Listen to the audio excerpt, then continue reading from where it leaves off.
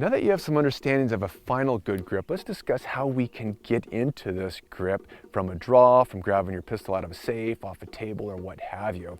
So go ahead and establish that grip as we talked about, where you're just nice, you have good front C-clamp pressure, you got a little bit of chest squeeze, and let's go ahead and have all that like C-clamp, all that chest pressure, and now let's pull the assert back a little bit and go to instant relaxation. All right, instantly relaxed. Loose muscles are fast muscles. I learned from Matt Burkett.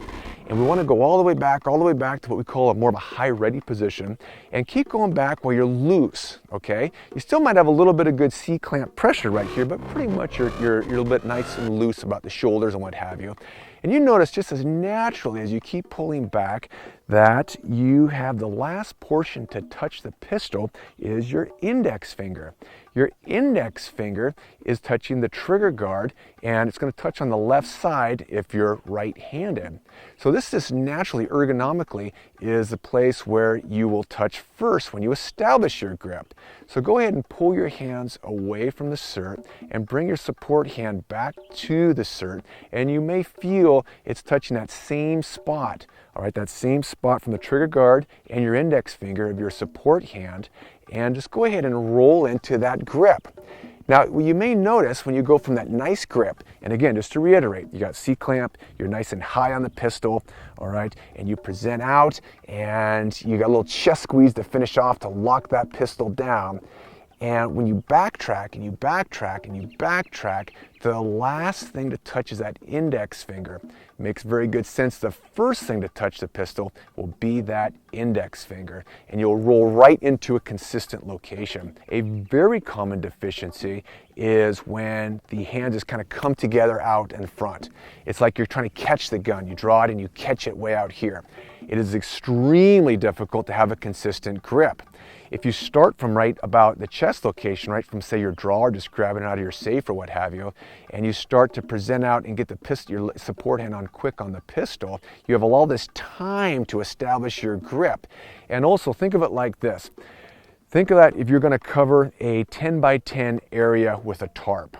All right, imagine you have a 10 by 10 guard and you have a 10 by 10 tarp you're going to cover right corner to corner for whatever reason.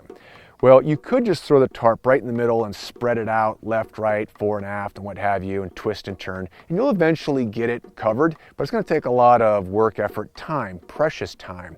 Imagine instead you just put one corner. You find one corner of the tarp, one corner of your garden, you spread out the other 4 layers, boom, you're done. Check the box. Well, it's a similar principle of this grip establishment, where you have your index finger touching this first location of the pistol, and you just roll right into that grip, and it is consistent as anything because you have that one point of contact and your hands can't go anywhere else, for lack of it. Now, grip establishment is something you just do every time you pick up the cert or your live fire tool for that matter.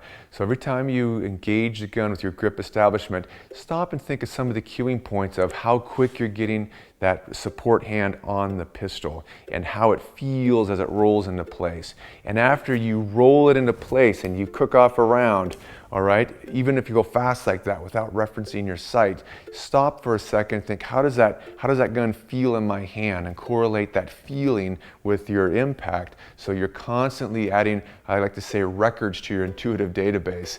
So your intuition, your natural just feel, your natural athleticism with the pistol is getting unleashed, and it really starts with that technique of consistent grip establishment. Now in the live fire range, you can save a lot of time with grip training working that natural point of aim.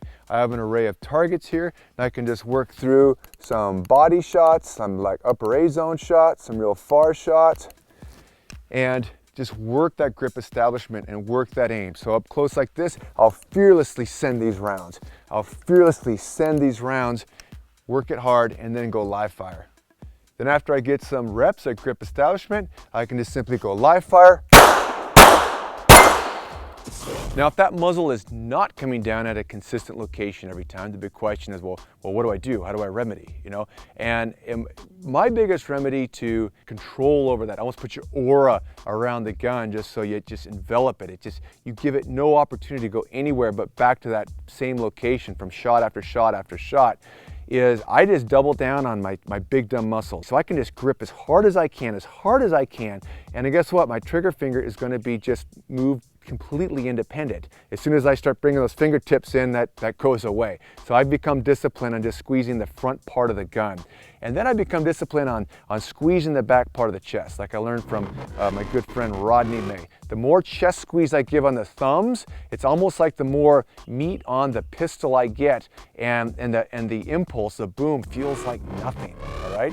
So if I'm having any issues, and I just feel too loose, I just double down and put more big dumb muscle. It's just the C-clamp and it's just chest squeeze. And a bonus little tip is to kind of hunker down and get a little bit lower, more aggressive. For example, of this little, we call it an IPSC target right here. Shoot, I'll just try a rapid shot drill, even though it's a little bit further away. Just at that upper range zone, but I'm gonna get real low, real aggressive, squeeze a lot, you know, put a lot of big dumb muscle behind it and see what kind of performance I get.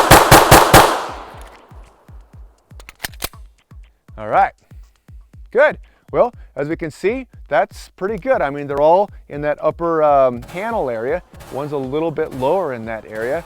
None of them are to the left, you know, showing a trigger mechanic issue. So, you know, again, to answer the question though, like what do you do if your shots are just going crazy? You go down this big shotgun pattern. Best remedy I see is just the correct muscle contractions. A lot of pressure in the front, a lot of pressure in the chest, bringing the base of your thumbs together like that, and then probably just lowering yourself a little bit. The more lower you get, the more aggressive you get, and that's in the best position just to keep that muzzle under control.